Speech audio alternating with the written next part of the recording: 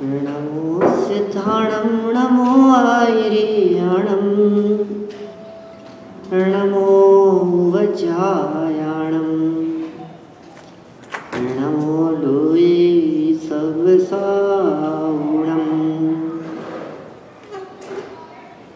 वन्दितु सर्वसिद्धे धूमचलवणो ववं गतिं त्वत्ते पूज्यामि समय पावुडे मोतुद केवली मणिगम नमः समय साराय स्वानुभूत्या चकासते चित् स्वभावाय भावाय सर्वभावान्तरचिदे सर्वभावान्तरचिदे। ग्रंथादिराज समयसार जी है भरत क्षेत्र का अद्वितीय महाशास्त्र जब गुरुदेव के हाथों में पड़ा तो सहज ही उनके मुख से निकल पड़ा, आ तो अशरीरी थबानो महाशास्त्र छे। सर्वश्रेष्ठ ग्रंथ और ग्रंथकर्ता सर्वश्रेष्ठ भरत क्षेत्र के सर्वश्रेष्ठ आचार्य कुंद स्वामी उनके द्वारा लिखी गई है रचना, और ग्रंथकर्ता भी सर्वश्रेष्ठ और ग्रंथ भी सर्वश्रेष्ठ, और आपके अमेरिका का यह जाना शिविर ये सर्वश्रेष्ठ। और जिस जगह पर ये शिविर लगाया गया है ये शिखरबद्ध दिगंबर जैन मंदिर ये टोरंटो का ये सर्वश्रेष्ठ पूरे अमेरिका। तो ऐसे सर्वश्रेष्ठ श्रृंखला में यदि सर्वश्रेष्ठ आत्म तत्व की चर्चा नहीं हो तो फिर क्या होगा। आत्मा की चर्चा करने वाला ये महान ग्रंथ बड़ा अद्भुत है। पिछले 2000 वर्षों में एक दो नहीं सैकड़ों लोगों का जीवन इस समयसार ग्रंथ ने बदल कर रख दिया। जिसने समयसार को पढ़ा, गहराई से जाना और समझा, वो समयसार मय हो गया। जिसने समयसार को समझा उसने समय की कीमत की और उसका समय संसार में परिभ्रमण का अल्प रह गया। आज तक न समय की कीमत हुई, न समय सार की कीमत हुई, न समय स्वरूप भगवान आत्मा की कीमत की, इसलिए संसार परिभ्रमण चल रहा है। क्या है ये समय सार? ये समय सार ग्रंथ की विषय वस्तु क्या है? ये समय सार ग्रंथ में आचार्य कुंद स्वामी क्या कहना चाहते हैं? मुझसे पूछा अभी तो लोग पूछ रहे थे आप क्या विषय लेने वाले हैं। मैंने कहा समय सार। बोले हमने तो कभी पढ़ा ही नहीं है। ये क्या है समय सार? ये क्या चर्चा है समय सार में? सिद्धों से शुरुआत की। हमारे चरम लक्ष्य जो सिद्धत्व की प्राप्ति है, मनुष्य जन्म का जो अंतिम लक्ष्य सिद्ध दशा की प्राप्ति है, वहां से वंदन करके प्रारंभ हुआ इस समयसार ग्रंथ का। पहली गाथा में वंदित्व सर्व सिद्धे कहकर के सिद्ध परमात्मा को नमस्कार किया। आचार्य अमृतचंद्र स्वामी इसके टीकाकार ये 2 कदम आगे चल के बात करते हैं।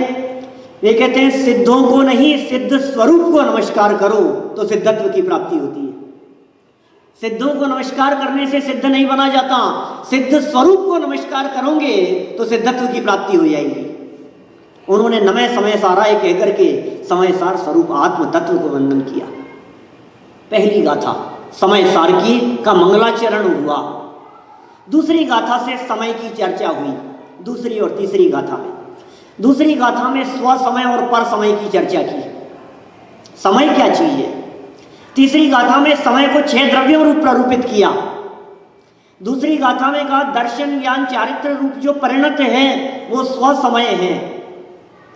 सम्यक दर्शन सम्यक ज्ञान सम्यक चारित्र रूप से परिणत आत्मा स्व समय है, और मिथ्या दर्शन ज्ञान चारित्र रूप आत्मा उससे परिणत आत्मा वो पर समय है। समय माने क्या है? समय के 2 अर्थ किए, एक समय माने आत्मा भी कहा और समय माने पदार्थ भी कहा। जब दूसरी गाथा में चर्चा की तो समय शब्द का अर्थ आत्मा कह करके पुकारा गया। वहां समय माने पदार्थ, कैसा पदार्थ कि जो गमन करे और परिणमन करे और जाने, वो पदार्थ। जानने की मुख्यता से चर्चा की तो आत्मा की मुख्यता से बात हुई। समय माने आत्मा। समय शब्द के दो अर्थ, एक समय माने आत्मा और दूसरा समय शब्द का अर्थ पदार्थ। तीसरी गाथा में समय को तीन लोक में सर्वत्र सुंदर कह करके पुकारा गया। तीन लोक में सबसे सुंदर यदि कोई है तो समय। वो समय क्या है? बोले पदार्थ। दुनिया का हर पदार्थ सुंदर है। प्रत्येक पदार्थ की सुंदरता की चर्चा हुई गाथा 3 में। कण कण की सुंदरता की चर्चा हुई तीसरी गाथा में। समय का अर्थ जब पदार्थ किया जाता है, समय का अर्थ जब वस्तु किया जाता है, समय का अर्थ जब द्रव्य किया जाता है, तो द्रव्यों में सारभूत आत्मा वो समय सार का मतलब होता है। समय सार, ग्रंथ समय सार है ना। समय माने 6 द्रव्य और सारभूत क्या है? आत्मा। तो समय सार माने क्या हुआ? 6 द्रव्यों में सारभूत अपना आत्मा, वो समय सार है। लेकिन जब समय शब्द का अर्थ ही आत्मा कर दिया तो समय सार क्या होगा? समय माने यदि आत्मा अर्थ किया, अमृतचंद्र स्वामी ने किया है, तो समय सार माने क्या है? बोले द्रव्य कर्म, भाव कर्म और 9 कर्म से रहित जो शुद्ध आत्मा है वो समय सार है। और इस पूरे समय सार ग्रंथ में उस भगवान आत्मा के गीत गाए गए। चौथी गाथा में कह दिया, काम भोग बंधन की कथा तो हे जीव तुमने अनंत बार सुनी है, अनंत बार सुनी है, सबकी सुनी, परिचित, अनुभूत काम भोग बंधन की कथा। और पर से पृथक एकत्व की उपलब्धि तुझे आज तक कभी नहीं हुई। 5वीं गाथा में उसी की प्रतिज्ञा की कि वो समय सार स्वरूप शुद्धात्मा हम तुम्हें दिखाएंगे। 5वीं गाथा। 6ठी गाथा में उस शुद्धात्मा का स्वरूप बताना शुरू किया और प्रमत्त अप्रमत्त से रहित, पर्याय मात्र से रहित उस भगवान आत्मा के गीत गाना शुरू कर दिया। 6ठी गाथा में ना अपमत्त है ना पमत्त है जो एक ज्ञायक भाव है। 7वीं गाथा में और आगे बढ़े तो गुण भेदों से भिन्न कहने की बात कह दी, जिसमें दर्शन ज्ञान चारित्र आदि के भेद दिखाई देते हैं, वो मैं नहीं हूं। ना ज्ञान ना दर्शन ना चरण, ज्ञायक शुद्ध है।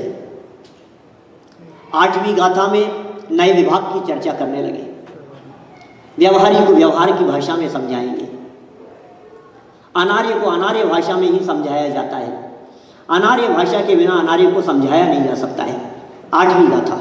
9वीं और 10वीं गाथा में श्रुत केवलियों की चर्चा की, भाव श्रुत ज्ञान की चर्चा की। 11वीं गाथा के अंदर शुद्ध नय की बात कही। शुद्ध नय आश्रित जीव ही सम्यक दृष्टि है, 11वीं गाथा हो गई। 12वीं गाथा में वही नए विभाग की बात कही। 13वीं गाथा में पूरी विषय वस्तु बतलाई उन्होंने। अपना एक पूरा प्रोग्राम उन्होंने नक्की किया कि किस तरह से इस समय सार की विषय वस्तु को हमें आगे बढ़ाना है। 13वीं गाथा में। 14वीं और 15वीं गाथा में अबद्ध स्पष्ट आदि की चर्चा की। 14वीं गाथा में 5 बोल बतलाए और 15वीं गाथा में संपूर्ण जिन शासन को ग्रहण करने की बात कही। 16वीं गाथा के अंदर चर्चा हुई। फिर 17वीं 18वीं गाथा जहाँ आबाल गोपाल सबको सुलभ कहा। 19वीं गाथा में अज्ञानी की बात कही। ये कंटिन्यू विषय वस्तु इस तरह से आगे बढ़ती गई। फिर आगे चले अपन तो 20, 21, 22 नंबर की गाथाओं में, उन गाथाओं में अज्ञानी की ऐसी परिभाषाएं, ऐसी व्याख्याएं प्रस्तुत की गई, घर बार महल मकान को अपना कहता है, ये मेरे हैं, मैं इनका हूँ, ये मैं हूँ, ऐसी चर्चाएं होती रही। फिर शिष्य ने शंका उठाई कि साहब यदि आप इनका निषेध करते हो तो केवलियों की स्तुति कैसे होगी। 25-26 गाथा पहुंच गए। फिर जवाब दिया 27वीं गाथा में कि तू नए विभाग को नहीं जानता है, इसलिए इस प्रकार की बातें करता है। देह चेतन व्यवहार से एक कहे जाते हैं, निश्चय से ये कभी भी एक नहीं हो सकते। आगे बढ़कर के 31, 32, 33 गाथा में निश्चय स्तुति की चर्चा हुई, निश्चय भक्ति की चर्चा हुई। आगे 34वीं गाथा में चल करके वो प्रत्याख्यान की बात कह दी, नाणम पच्चाखाणम कह दिया। 35वीं गाथा में उसके लिए उदाहरण प्रस्तुत कर दिया। इस समय सार की विषय वस्तु ये क्या प्रतिपादन कर रहे हैं आचार्य देव यहाँ। 38वीं गाथा तो प्राण है, जीवा जीवाधिकार का।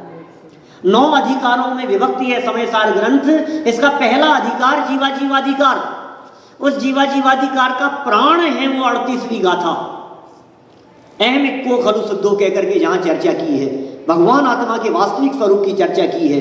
जैसे 38वीं गाथा प्राण है, उसी तरह से 49वीं गाथा भी प्राण है, उसमें भी बहुत सुंदर चर्चा की। चैतन्य गुणमय आत्मा, अव्यक्त, अरस, अरूप है, 5 परमागमों के अंदर उपलब्ध वो गाथाएं नियम सार विधान करेंगे अपन यहां, उसमें भी आएगी। अलिंग ग्रहण के बोलों की चर्चा जिसके माध्यम से होती है, प्रवचन सार 172वीं गाथा, समय सार की 49 नंबर गाथा है वो। 50 से 55 तक की गाथाओं में 29 बोलों की चर्चा हुई। न राग है, न मोह है, न गुणस्थान है, न मार्गणा स्थान है, ये सब की चर्चा 50 से 55 तक की गाथाओं में हुई। इस तरह से धीरे धीरे धीरे धीरे आगे चलते चले गए। ये जीवाजीवाधिकार में कुल मिलाकर के सार रूप में ये बात कही गई कि हे जीव तू भिन्न है और अजीव भिन्न है, तू न्यारा है और देह न्यारी है। इस पहले अधिकार में जीवाजीवाधिकार 68 गाथाएं हैं। इन 68 गाथाओं में इसका मूल प्रतिपाद्य जो रहा वो जीव को अजीव से भिन्न बतलाने का, पर पदार्थों के साथ में एकत्व और ममत्व बुद्धि को तुड़ाने का प्रयास आचार्य कुंद स्वामी ने जीवाजीवाधिकार में दिया। सबसे पहला अधिकार 1 से लेकर के 68 गाथा। अनिल भाई, निश्चय व्यवहार शैली की चर्चा मुख्य रूप से हुई है। निश्चय व्यवहार शैली में प्रतिपादन हुआ है। गाथा नंबर 69 से शुरू हुआ कर्ता कर्म अधिकार, सारे जैन शासन का प्राण है। इस जीव के अनादिकाल से पहली भूल शरीर को आत्मा मानना, उसको तुड़ाने की बात कही पहले जीवाजीवाधिकार में। कर्ता कर्माधिकार के अंदर दूसरी भूल की चर्चा की, ये कर्ता धर्ता मानता है। पहली भूल क्या है? शरीर को ही आत्मा मानता है, यही मैं हूं, यही मेरे हैं। जगत के पदार्थ शरीर को अपना मानना और जगत के पदार्थ संयोग मेरे हैं, ये इस जीव की बहुत बड़ी भूल है। इस भूल को सबसे पहले जीवाजीवाधिकार में तोड़ाया। और दूसरी जो भूल कर्ता कर्म संबंधी है, 69 नंबर गाथा से शुरू हुआ, 144 नंबर गाथा तक चला। बहुत बड़ा अधिकार है कर्ता कर्म अधिकार। हम यहाँ शुरू करने वाले हैं, कर्ता कर्म अधिकार की चर्चा करूंगा मैं यहाँ से। मेरे से कहा अतुल भाई ने कि आप इसकी प्रारंभिक गाथाएं लो। मैंने कहा ठीक है, कोई बात नहीं, इसकी प्रारंभिक गाथाओं की चर्चा करेंगे। माने एक द्रव्य दूसरे द्रव्य का कर्ता धर्ता नहीं है। मैं पर पदार्थों का कर्ता धर्ता नहीं हूं, यहां तक कि मैं राग का भी कर्ता नहीं हूं, मैं विकार का कर्ता नहीं हूं। ये कर्ता कर्म अधिकार की प्रारंभिक गाथाओं से बात शुरू हुई और कर्ता कर्म अधिकार समापन करते करते 144वीं गाथा तक जहां पहुंचे वहां पक्षातिक्रांत की चर्चा की, पर्याय मात्र से पार बने की चर्चा कह दी, आत्मानुभूति की बात कह दी, अतीन्द्रिय आनंद के रसास्वादन की चर्चा हुई। 144वीं गाथा तक पहुंचते हुए 76 गाथाओं में कर्ता कर्म अधिकार पूरा हुआ। कितने अधिकार हो गए यांची जी साहब? कितने हो गए? अरे ये उंगलियां इसलिए दिखा रहा हूं कि किसी को नहीं समझ में आया हो तो देख के बोल दो।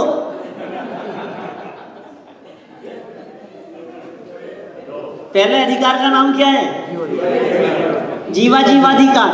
दूसरे का नाम क्या पढ़ रहे हैं अपन लोग? समय सार पढ़ रहे हैं। समय सार पढ़ना है और समय सार पढ़ करके समय सार स्वरूप भगवान आत्मा को पढ़ना है। 2 अधिकार निपट गए, 144 हो गए पूरे। निपुण भाई बराबर आगे चले। 145वीं गाथा से शुरू हुआ पुण्य पाप अधिकार, ये तीसरी भूल। देखो क्या गजब किया कुंद आचार्य देव ने। तत्व तो 7 ही होते हैं, उमा स्वामी आचार्य ने 7 तत्व बतलाए। आचार्य कुंद स्वामी ने उन पुण्य पाप को अलग रखा जिनको उमा स्वामी आचार्य देव ने आश्रम में शामिल कर लिया था। आचार्य उमा स्वामी ने जिस पुण्य और पाप को आश्रव और बंध में गर्भित कर लिया, आचार्य कुंद स्वामी ने उन पुण्य और पाप को अलग रख करके अलग चैप्टर दिया। 145 नंबर गाथा से 163 नंबर गाथा तक पुण्य पाप अधिकार की चर्चा हुई। और पता है चर्चा क्या हुई? ये समय सार ग्रंथ है ना, ये अध्यात्म का ग्रंथ है, ये आगम का ग्रंथ नहीं है। आगम और अध्यात्म में क्या अंतर है? आगम जो परंपरा से चली आई हुई बात हो उसका नाम है आगम। चली आई हुई बात, सुन करके आई हुई बात। आपने कैसे कही कि उनसे सुनी थी, उन्होंने कैसे कही कि उनसे सुनी थी, उन्होंने कैसे कही थी उनसे सुनी थी। कि परंपरा से जो बातें चली आई हो उसका नाम है आगम। चली आई कहां से? आप्त, गणधर और मुनिराज। आ, ग और मा, 3 अक्षर है ना आगम में। आ माने आप्त, अरहंत परमात्मा। ग माने गणधर, मा माने मुनिराज। अरहंतों का कहा हुआ, गणधरों का गूथा हुआ और मुनिराजों का लिखा गया, ये जो परंपरा से चला आया है उसका नाम है आगम। ये आचार्य कुंद स्वामी उस समय में उन्होंने इन ग्रंथों की रचना की जिस समय आगम लिखे जा रहे थे। षटखंडागम, कषाय पाहुड़, ऐसे ग्रंथों की जब रचना हो रही थी तो उस समय कुंदाचार्य देव ने ये परम आगम लिखे। कि वो आगम और ये परमागम क्यों है? क्योंकि आगम में सुनी हुई बात है और परमागम में अनुभव की बात है, ये फीलिंग की बात है, ये अनुभव की गहराइयों में डूब करके लिखी गई बात है। पुण्य पाप के बारे में मेरे को एक निबंध लिखना था। मैंने कहा कहाँ लिखे, कहाँ देखे? 25 साल पुरानी बात, 30 साल पुरानी, कहाँ मिलेगा? मैंने सुना पुण्य पाप अधिकार चल रहा है प्रवचन में हमारे वहाँ। तो बोले चैप्टर है पूरा समय सार में एक, तो पुण्य पाप के ऊपर निबंध लिखना है तो क्या उस चैप्टर में मिलेगी डिटेल्स? कौन कौन सी पुण्य क्या होता है, पाप क्या होता है, पुण्य किसे कहते हैं, पाप किसे कहते हैं, पुण्य प्रकृतियां कौन सी है, पाप प्रकृतियां कौन सी है? पूरा चैप्टर देखा लेकिन पुण्य पाप की परिभाषा नहीं लिखी कुंदाचार्य ने। माने पुण्य पाप अधिकार का प्रतिपाद्य पुण्य और पाप समझाना नहीं है, इस जीव की उस तीसरी भूल को निकालना है जिस जगह पर ये सबसे बड़ा अनर्थ करता है। वो कौन सी भूल है? कि ये पुण्य इन जगत के जीवों के चित्त में धर्म बन के बैठा हुआ है। ये पुण्य और पाप समान है, ये चर्चा हुई तीसरे चैप्टर में, चैप्टर नंबर 3। पहले का नाम क्या था? पहले का नाम क्या था? सुनाई नहीं दे रहा, पीछे अंकित में क्या नाम था? पीछे भैया देखो देखो अकेले की आवाज कितनी है, सब मिलके बोल सकते हो इतना तेज? पहले अधिकार का नाम जीवा। जीवा खाना खाया नहीं अंकल, बराबर था क्या? सबने पूछा नहीं आपने? दूसरे अधिकार का नाम बताओ चलो। कर्ता कर्म अधिकार। तीसरे अधिकार का नाम क्या है? पुण्य पाप अधिकार। और पुण्य पाप अधिकार में पुण्य भी तो पाप है, ये चर्चा हुई है। जो लोह बेड़ी बांधती त्यों स्वर्ण की भी बांधती, ये चर्चा हुई है पुण्य पाप अधिकार में। 18 गाथाओं का ये अधिकार 145 से लेकर 163 तक, इस 18 गाथाओं के इस अधिकार में पूरे चैप्टर में पुण्य को पाप के समान बतलाया गया, दोनों को बंधन का कारण कह दिया गया। अमृत चंद्राचार्य देव ने जब इसकी टीका लिखी तो कलश में पुण्य और पाप दोनों को क्षुद्रा के बेटे कहकर के पुकारा। और नाटक समय सार में जो छंद है सुनाई होगा आपने कई बार। जैसे काहू चंडाली जुगल पुत्र जने तिन्ही, एक दियो बामन के एक घर राख्यो है। बामन का हायो तिनी मध्य मास त्याग कीनो, चांडाल का हायो तिनी मध्य मास चाख्यो है। और तैसे एक वेदनी करम के जुगल पुत्र, एक पाप एक पुण्य नाम भिन्न वाक्यो है। और दोहू माई दौड़े धूप और दोहू कर्म बंध रूप, और याते ज्ञानवंत नहीं को अभिलाख्यो है। इसलिए ज्ञानी जीव किसी की भी अभिलाषा नहीं करता है, पुण्य हो या पाप हो, दोनों में दौड़ धूप दिखाई देती है, दोनों में भागम भाग दिखाई देती है। जैसे आपको आकुलता ऑफिस और बिजनेस के लिए जाने की होती है, वैसी ही आकुलता यहाँ जिन मंदिर में प्रवचन छूट न जाए, आकुलता में कोई फर्क नहीं है कि साहब वो तो पाप के लिए है, ये पुण्य के लिए, कि आकुलता में कोई फर्क नहीं है। दोहू माई दौड़े धूप, दोहू कर्म बंध रूप, याते ज्ञानवंत नहीं को अभिलाख्यो है। ज्ञानी जीव दोनों में से एक की भी अभिलाषा नहीं करता है। पुण्य पाप अधिकार खत्म हो गया। आगे चालू हुआ 164 से शुरू हुआ आश्रव अधिकार, 180 गाथा तक आश्रव अधिकार की चर्चा हुई। अब आश्रव अधिकार में तो आश्रमों की चर्चा की होगी।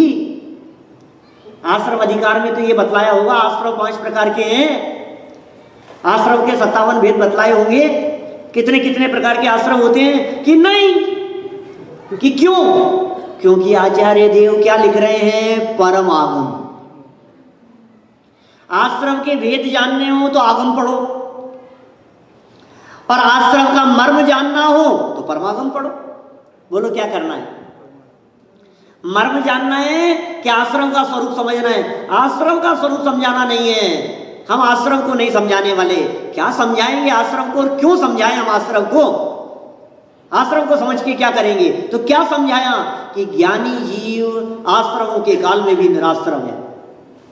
ये अनुभव की बात है, ये फीलिंग की बात है, ये बात अंदर से निकलती है, ये अंतरंग की गहराई से निकलती है, ये किसी के कहने से नहीं। ये क्या बात कर रहे हो साहब? हाँ, ज्ञानी जीवों को निराश्रम कहा होगा इस आश्रम अधिकार में, तो शायद सिद्ध भगवान की बात होगी, क्योंकि ज्ञानी है ना सिद्ध भगवान। कि नहीं नहीं, सिद्धों की चर्चा नहीं है, ये तो संसारियों की चर्चा है। तो फिर अनंत भगवान की बात होगी कि नहीं, उनकी भी नहीं है।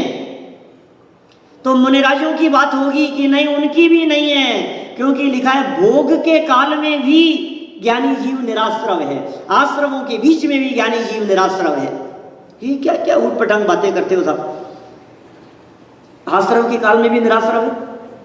ये देखो, आश्रम कितने प्रकार, कैसे होता है आश्रम? कर्म का आश्रम कैसे होता है, किस प्रकार होता है कर्म का आश्रम? तो कहा 8 कर्मों में से 7 कर्मों को तो जिनागम में नपुंसक कह करके पुकारा है। एकमात्र मोहनीय कर्म ही ऐसा है जो नवीन कर्म बंधन का कारण बनता है। 8 में से 7 कर्म नए कर्म बांधने में समर्थ नहीं होते। टोडरमल जी ने सिद्ध किया मोक्ष मार्ग प्रकाशक 2 अध्याय में, बोले आघातीय कर्म तो जड़ में फलित होते हैं, वेदनीय, आयु, नाम, गोत्र संयोग रूप है, बोले उनसे तो कोई आश्रय होता ही नहीं है, कोई मतलब नहीं है। ज्ञानावरण, दर्शनावरण और अंतराय, बोले ये जो 3 कर्म है ना, इन तीनों कर जितना आवरण है उतना तो उनका अस्तित्व ही नहीं है, और जितना आवरण नहीं है वो अपने स्वभाव का अंश है, वो बंधन का कारण कैसे होगा? तो फिर क्या करें साहब? नए कर्म बंधन का कारण क्या है? बोले मोहनीय कर्म। और सुनो, मोहनीय कर्म में भी 2 भेद, एक दर्शन मोहनीय और एक चारित्र मोहनीय। सो दर्शन मोहनीय से होने वाला आश्रम अनंत आश्रम, और उसकी तुलना में चारित्र मोहनी का आश्रम कुछ नहीं, होता ही नहीं है। और ज्ञानी के दर्शन मोह है नहीं, इसलिए आचार्य देव कहते हैं ज्ञानी निराश्रव है, क्योंकि चारित्र मोह को आगम में, इस परमागम में, अध्यात्म में गिनते ही नहीं है। अध्यात्म की शैली में दर्शन मोह की चर्चा करेंगे, दर्शन मोह ही मुख्य है, और दर्शन मोह ज्ञानी के होता नहीं है, इसलिए ज्ञानी जीव को निराश्रव सिद्ध किया है। आश्रव अधिकार खत्म हो गया, गाथा नंबर 180 तक पहुंच गए। आश्रव अधिकार। अब शुरू हुआ संवर अधिकार। वेद विज्ञान है, संवर अधिकार प्राण है भाई साहब। संवर अधिकार सारे ग्रंथ का सार है, पूरे समय सार ग्रंथ का। यदि कोई सर्वोत्कृष्ट यदि अधिकार किसी को कहा जाए तो उसका नाम है संवर अधिकार। अच्छा, संवर किसे कहते हैं? ये बात तो आई होगी उसमें। कौन से अधिकार की बात कर रहा हूं? अधिकार नंबर कौन सा हो गया ये? अधिकारों के नाम याद हो रहे हैं ना आपको? पहले का नाम क्या था? जीवा जीवाधिकार। दूसरे का नाम कर्ता कर्म अधिकार। नंबर 3 अपूर्व भाई पुण्य पाप अधिकार, बराबर। हाँ, चौथा अधिकार आश्रव अधिकार, और 5वां अधिकार संवर अधिकार। तो संवर तो यही कहा होगा, आश्रम निरोधे संवर है। 181 नंबर गाथा से शुरू हुआ, 192 तक चलेगा। बहुत छोटा अधिकार है, 181 से लेकर 193 तक संवर अधिकार। सिर्फ 12-13 गाथाएं लिखी इसमें, और चर्चा क्या की है? आश्रम निरोधे संवर है। नहीं अनिल भाई, उपयोग में उपयोग है, यहां से चर्चा करते हैं। संवर किसे कहते हैं? बोले कर्मों के आने के रुकने का नाम संवर है। बोले यार तुम आगम पढ़ो जाओ, ये हमारी क्लास में मत आओ तुम। हम तो यहाँ संवर कुछ अलग प्रकार का बतला रहे हैं। उपयोग में उपयोग है। ये चर्चा 181, 182, 183 नंबर गाथा में हुई। 181, 82, 83 नंबर गया था। क्या गजब चर्चा की है भाई, आप कल्पना नहीं कर सकते हो। इसकी टीका में आचार्य अमृतचंद्र स्वामी ने प्रदेश भेद की चर्चा की। 181, 82, 83 नंबर गाथा। राग के प्रदेश न्यारे और ज्ञान के प्रदेश न्यारे, इस बारीकी में उतर करके चर्चा हुई है यहाँ इस गाथा में। फिर 186वीं गाथा में जाकर के तो पॉजिटिव थिंकिंग की बात कर दी भाई साहब, जिसकी चर्चा आज सारे समाज में, सारी दुनिया में बहुत होती है। सारी दुनिया ये कहती है पॉजिटिव सोचो, पॉजिटिव, नेगेटिव बात मत किया करो, पॉजिटिव सोचो। कैसे होगी व्यवस्था, बहुत मुश्किल हो जाएगी, नेगेटिव बात मत करो, पॉजिटिव सोचो। तो जब आप सब जगह पर पॉजिटिव सोचने की बात करते हैं, जब धर्म की बात आती है तो फिर आप नेगेटिव क्यों सोच? पंडित जी अभव्य हुए तो फिर पंचम काल में तो मोक्ष होता ही नहीं है। फिर यदि आत्मा का अनुभव नहीं हुआ तो क्या, हम यहां से यदि हमारी गति बंद गई होगी तो, अरे तू नेगेटिव नेगेटिव क्यों सोचता है, पॉजिटिव क्यों नहीं सोचता है? कि सुनो, जितनी दुनिया में पॉजिटिव थिंकिंग चलती है उन सब के पीछे यदि कहीं बीज यदि कहीं उत्पन्न होते दिखते हैं हमारे को इतिहास में, तो 2000 साल पहले 186वीं गाथा में दिखते हैं। ये कहते हैं, हे जीव, तू यदि आत्मा को शुद्ध जानेगा तो शुद्धता को प्राप्त होगा, और तू अशुद्ध जानेगा तो अशुद्धता को प्राप्त होगा। बोल तुझे क्या चाहिए? शुद्धता चाहिए तो अशुद्धता के बारे में विचार मत करना। यदि तुझे शुद्ध होना है तो शुद्धता के बारे में बात कर। मैं तो शुद्ध हूं, अपनी शुद्धता के बारे में विचार करो। मैं तो ज्ञायक हूं, शुद्ध हूं, परिपूर्ण हूं, यही विचार करो। दूसरा विचार चिंतन में आना ही नहीं चाहिए। वेद विज्ञान की गहराई से चर्चा हुई इस अधिकार में, वेद विज्ञान की सिद्धि के लिए। और मैं कहता हूं ये अधिकार नहीं, सारा जिनागम, पूरा का पूरा जैन शासन, ये वेद विज्ञान के लिए। अतुल भाई अभी आपसे पूछा ना ये जैन क्या होते हैं, जैन कौन होते हैं?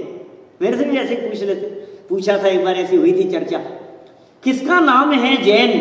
ये भेद विज्ञान का नाम जैन दर्शन है। कौन होते हैं जैन? ये कौन सी कास्ट वाले होते हैं? गुजराती होते हैं कि मारवाड़ी होते हैं? जैन कौन होते हैं? गुजराती। आप इतना धीरे बोले, मुझे लगा आप तो गुजराती बोलोगे। वेद विज्ञानी वे जैनी है। ये जैन दर्शन पूरा का पूरा वेद विज्ञान के लिए समर्पित है। वेद विज्ञान ते सिद्धा सिद्धा एक लिखेचिन है, ये चर्चा यहाँ हुई है। आज तक जितने जीव सिद्ध हुए हैं ये सब वेद विज्ञान के प्रभाव से ही सिद्ध हुए हैं, और जितने संसार में रखड़ रहे हैं वे सब वेद विज्ञान के अभाव से ही रखड़ रहे हैं। ये संवर अधिकार 193 गाथा तक चर्चा हुई। संवर अधिकार में संवर करने के लिए क्या सोचना है? शुद्ध हूं, अपने शुद्ध स्वरूप के बारे में विचार करो। संवर के बाद में कौन सा अधिकार आया? निर्जराधिकार। अब निर्जराधिकार में क्या चर्चा होगी? अब तो निर्जरा की बात करेंगे ना। कहां से चर्चा कर रहे हैं निर्जराधिकार की? 193 नंबर गाथा से 236 नंबर गाथा तक निर्जराधिकार की चर्चा हुई। पता है, निर्जरा तो छोड़ो, वो बात यहां से करते हैं कि ज्ञानी जीव भोग भोगने के काल में भी उसके निर्जरा होगी। ज्ञानवंत को भोग निर्जरा हेतु है। कि साहब क्या कह रहे हो आप? क्या अनुभव की बात लिख रहा हूं ना? हम आगम नहीं लिख रहे हैं, हम परमागम लिख रहे हैं। निर्जरा कितने प्रकार की होती है, निर्जरा के कितने प्रकार के भेद होते हैं, निर्जरा कैसे होगी, निर्जरा के कारण कौन कौन से हैं, ये जानना हो तो तत्वार सूत्र पढ़ो। सगुप्ती समिति धर्म अनुप्रेक्षा परिचय जय चारित्रयी तपसा निर्जराच्य, ये सब वहां पढ़ो। तो यहाँ क्या पढ़ा रहे हो? यहाँ ये पढ़ा रहे हैं कि कहीं भी रहो, किसी भी हाल में रहो, दृष्टि ज्ञायक पर है तो चाहे भोग भोगता हुआ ही क्यों नहीं हो, निर्जरा चालू। ये मर्म है निर्जराधिकार का। ज्ञानियों को भोग के काल में भी निर्जरा है, भोग भोगते हुए भी निर्जरा हो रही है। ये सब जच नहीं रही है बात हमारे को, कि क्यों नहीं जच रही है? भोग भोगता हुआ दिख रहा है, अंदर में दृष्टि ज्ञायक भगवान आत्मा पर है। इसलिए भोग के काल में भी भोग से रहित है। कौन से ज्ञानी की बात होगी? कौन से की बात होगी? बताओ, आप ही बताओ। भोग भोगने वाला ज्ञानी कौन सा होगा? चौथे गुणस्थान वाले की बात है भाई साहब, चौथे गुणस्थान वाली सम्यक दृष्टि की बात है। भोग के काल में भी निर्जरा, ये क्या स्वरूप बतला रहे हैं। कभी कभी तो अटपटी सी बातें लगती है हमारे को, ऊट पटांग सी बातें लगती है। कौन सा अधिकार चल रहा है भाई साहब? निर्जराधिकार कह रहे हैं। छठा अधिकार है कि सातवां है?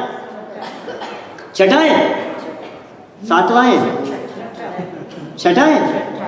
कौन सा है? कौन सा है? छठा है पक्का?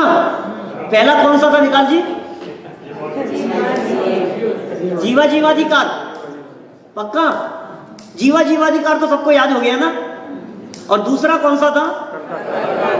कर्ता कर्माधिकार। जीवाधिकार के अंदर क्या बात कही थी कि जीव अजीव से भिन्न है, ये बात हुई, एकत्व ममत्व बुद्धि दौड़ाई। फिर कर्ता कर्माधिकार, कर्तृत्व भोक्तृत्व की मान्यता को दौड़ाया। नंबर 3 क्या था? पुण्य पाप अधिकार। अधिकारों के नाम तो याद रखो। एंड में तो लिखा गया तो पाप अधिकार है। हाँ, जैसे नाचार्य ने लिखा, जैसे नाचार्य ने पुण्य पाप अधिकार समापन करते हुए लास्ट में लिखा कि इस प्रकार पाप अधिकार समाप्त होता है। पुण्य पाप अधिकार के अंत में लिखा पाप अधिकार समाप्त होता है। सुनो, हम उसको मिसप्रिंट भी मान लेते, लेकिन प्रश्न उठाया कि आप पुण्य पाप अधिकार को पाप अधिकार समाप्त क्यों लिख रहे हो? तो फिर उन्होंने बताया कि जो स्वभाव से पतित कराए वो पाप। यदि वे प्रश्न उठा करके जवाब नहीं देते तो शायद हम उसको मिसप्रिंट मान लेते और पाप को सुधार करके वाला अपन पुण्य कर देते या पुण्य पाप कर देते हैं, जो भी पुण्य पाप अधिकार लिख देते वहां। 3 अधिकार हो गए। चौथे का नाम क्या? जल्दी बोलो, समय सीमित है हमारे पास में। चौथे का नाम आश्रम, आश्रम। चौथे का नाम आश्रम। 5वें का नाम संवर अधिकार। छठे अधिकार का नाम निर्जराधिकार की चर्चा हुई। 193 से लेकर के चर्चा शुरू हुई, जिसमें प्रारंभिक गाथाओं में ज्ञानी भोग के काल में भी निर्जरा है, ये चर्चा हुई। फिर बीच में चलते हुए थोड़ा सा प्रकरण बदला, और प्रकरण बदलते हुए फिर उन्होंने परिग्रह मेरा नहीं ये चर्चा करना शुरू कर दिया। आत्मा ही आत्मा का परिग्रह, यदि परिग्रह मेरा बने तो मैं अजीव बनूं, अरे पर मैं तो ज्ञायक भाव हूं इसलिए पर मेरे नहीं। ये परिग्रह मेरा नहीं है, ये चर्चा करना शुरू कर दिया। और निर्जराधिकार समापन करते करते उन्होंने अष्ट अंगों की चर्चा की। निशंकित, निकांक्षित, निर्विचिकित्सा, अमूढ़ दृष्टि, उपगूहन, स्थितिकरण, वात्सल्य और प्रभावना, इन 8 अंगों की चर्चा की। और निशंकित अंग की चर्चा करते हुए सप्त भयों से रहित पना बताया। जिन लोगों ने समय सार का अभ्यास किया होगा उनको विषय वस्तु ख्याल में आ रही होगी कि आखिर समय सार में क्या बातें बताई है, ये समय सार ग्रंथ क्या है, ये समय सार ग्रंथ कहना क्या चाहता है, ये आचार्य देव ने क्या वर्णन किया है समय सार ग्रंथ में। तो कहां जाकर के समापन किया? निशंकित निर्भय होते हैं ज्ञानी जीव, निशंकित आदि 8 अंगों से युक्त होते हैं ज्ञानी जीव। अमृतचंद्राचार्य देव ने कलश लिखे। निर्जराधिकार संपन्न हुआ। कौन सा अधिकार आ जाएगा आगे? बंद अधिकार। 237 से लेकर 287 नंबर गाथा तक बंद अधिकार की चर्चा हुई। क्या चर्चा की होगी उस बंद अधिकार में? इसमें भी बंद की बातें बतलाई होगी कि नहीं बताई? पुण्य पाप अधिकार में पुण्य पाप की चर्चा नहीं, आश्रम अधिकार में आश्रम की चर्चा नहीं, संवर अधिकार में संवर की परिभाषा नहीं, निर्जराधिकार में निर्जरा की बात नहीं, बंद अधिकार में बंद को बता रहे नहीं। ये क्या लिख रहे हो आप कि बताया तो था तुम्हारे को, हम परम आगम लिख रहे हैं। और सार क्या बतलाया उन्होंने? बंद अधिकार में बंद की विस्तार से चर्चा करते हुए 5-5 गाथाओं के ग्रुप बनाए, उन्होंने चर्चा की। फिर ये कोई इसको मार नहीं सकता है, वही सारी गाथाएं इस प्रकार की, मारो न मारो जीव को हो बंद अध्यवसान से, और रेणु बहुल स्थान में है तेल मर्दन कर्पूर, सारी गाथाएं चर्चाएं होती रही वहां बंद अधिकार के अंदर इस प्रकार की चर्चाएं। और सिद्ध किया कि बंद का मूल कारण तेरा रागादि परिणाम है। बहुत सुंदर कलश लिखा अमृतचंद्र स्वामी ने, और उस कलश का भावानुवाद करते हुए नाटक समय सार में बनारसी दास जी क्या कहते हैं, देखो बहुत सुंदर चंद है। कर्म जाल वर्गणा सो जग में न बंधे जीव, बंधे न कदापि मन वच काय जोग सो, चेतन अचेतन की हिंसा सो न बंधे जीव, बंधे न अलख पंच विषय विष भोग सो, कर्म सो अबंध सिद्ध योग सो अबंध जिन, हिंसा सो अबंध साधु ज्ञानी विषय भोग सो, और इत्यादि वस्तु के मेलाप सो न बंधे जीव, बंधे एक रागादि अशुद्ध उपयोग सो। क्या बंध अधिकार का सार, किससे बंधता है ये जीव, बंधता किससे है? कि साहब क्या बात कर रहे हो, सीधी सी बात है, कर्म से बनता है। क्यों साहब, क्यों भैया, किससे बनता है बताओ दिनेश भाई, किससे बनता है? कर्मों से बनता है, कर्मों ने बांध रखा है। धोखे में मत रहना, कर्म नहीं बांधते, कर्म आपको बांधने में समर्थ नहीं है, कि कर्म नहीं बांधते, तो फिर किससे बनता है? तो मन वचन काय से बनता होगा? योगों से तो बनता है, योगों की चंचलता से तो, कि नहीं नहीं इससे भी नहीं बनता। तो फिर किससे बनता है? कि हिंसादि की जो प्रवृत्तियां होती है इनसे बनता होगा, कि इनसे भी नहीं बनता। तो फिर साहब पंचेंद्रिय के विषय भोगों को भोगने से तो बनता होगा, बोले इससे भी नहीं बनता। कि यार तुम कहते रहोगे और तुम्हारी सुनते रहेंगे, हम पागल समझ रखा है हमें, तुम बोले जा रहे हो और हम मानते जाएंगे, हम नहीं मानते तुम्हारी बात, हम कैसे मान लें कि इनसे नहीं बनता है? तो बनारसी दास जी ने एग्जाम्पल दे दी। क्या एग्जाम्पल दे दिए? कर्म सो अबंध सिद्ध, सिद्ध भगवान कर्म से नहीं बंध रहे, इसका मतलब कर्म बांधने वाले नहीं होते। तो मन वचन काय से? योग सो अबंध जिन, अनंत भगवान मन वचन काय होते हुए भी नहीं बंध रहे हैं। तो फिर हिंसा से कि मुनिराज चल रहे हों और पैरों के नीचे कोई जीव आकर के मर जाए तो भी उनको हिंसा का पाप नहीं लगता, माने हिंसा से भी बंधन नहीं है। तो फिर विषय भोगों से कि ज्ञानी जीव को भोग भोगने के काल में भी बंधन नहीं है। तो फिर बंधता किससे है? तो बंधन नहीं मानते आप, कि मानते हैं ना, बंध अधिकार लिख रहे हैं तो बंध तो मानते ही हैं, अधिकार का नाम तो बंध अधिकार है ना। तो किससे बंधता है? बंधे एक रागादि अशुद्ध उपयोग सो, एकमात्र रागादि अशुद्ध उपयोग से बंधता है। ये बंध अधिकार का सार है।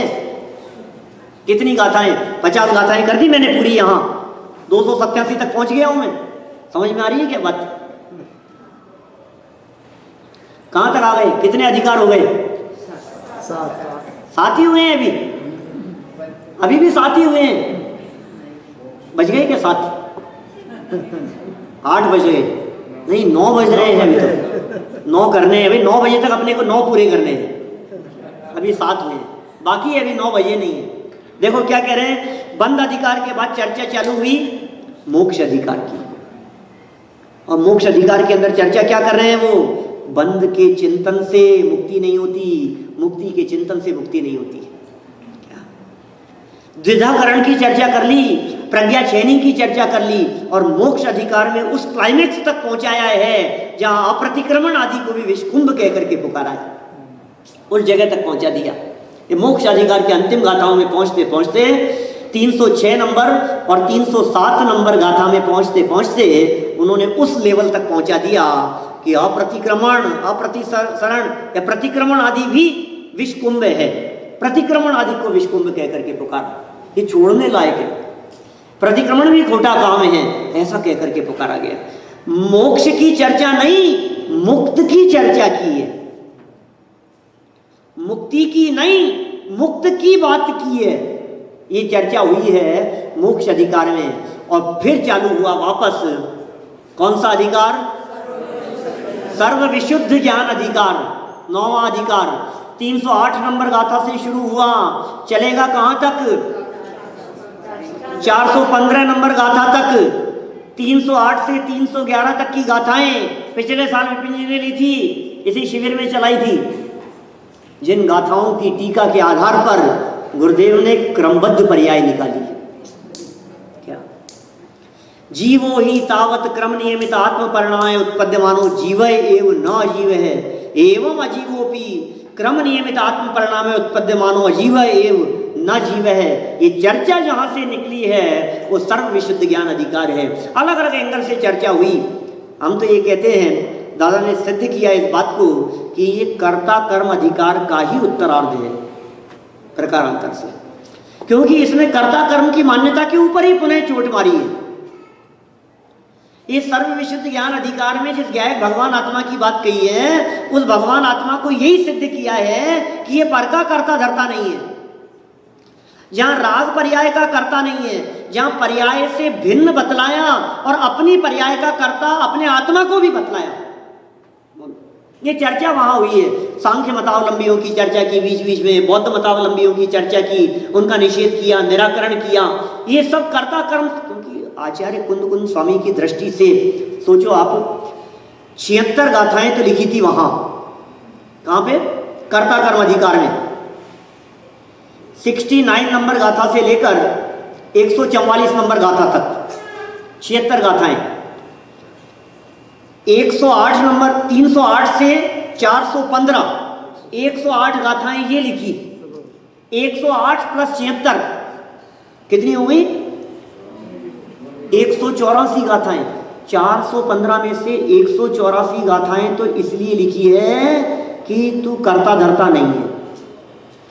इसका मतलब आचार्य कुंद कुंद स्वामी की दृष्टि में ये कर्तापन की जो बुद्धि है इसकी, ये कितनी खतरनाक संसार परिभ्रमण का कारण उनको दिखती होगी। उनको लगा इसकी भूल ये है सबसे बड़ी, इसके ऊपर सबसे ज्यादा चोट मारनी चाहिए। अकर्तापन की सिद्धि में, अकर्तापन की चर्चा में आप न्याय शास्त्र उठा करके देखेंगे तो आपको सिर्फ ये चर्चा मिलेगी, ईश्वर सृष्टि का कर्ता नहीं है। जैनियों का अकर्तावाद पूछ लो आप किसी से भी, सारा जगत क्या कहेगा, जैनी अकर्तावादी होते हैं। हमारे यहाँ तो यूनिवर्सिटी में पढ़ाते हैं शर्मा जी, फिलोसफी डिपार्टमेंट में, उनसे पूछा जैन दर्शन क्या है, तो जैनी तो अकर्तावादी होते हैं। वो बतला रहे हैं जैनी अकर्तावादी होते हैं। हिंदू हैं, किसी मुसलमान से पूछो, आपके यूनिवर्सिटी में प्रोफेसर हो फिलोसफी के, वो कहेंगे जैनी कौन होते हैं? अकर्तावादी होते हैं। जैनियों के यहाँ तो अकर्तावाद है। और पूछो क्यों, तो कहेंगे ईश्वर सृष्टि का कर्ता नहीं है इसलिए। लेकिन सुनो भाई साहब, ये ईश्वर सृष्टि का कर्ता नहीं है। जैनियों के इस प्रकार के अकर्तावाद के लिए 184 गाथाओं में से कुंद कुंदाचार्य देव ने एक गाथा भी नहीं लिखी। बोलो, एक गाथा तो छोड़ो, एक लाइन भी नहीं लिखी, एक चरण भी नहीं लिखा। अब आप कल्पना कर सकते हो, माने वो एक लाइन भी इस चीज के लिए लिख करके वो लाइन बर्बाद नहीं करना चाहते थे।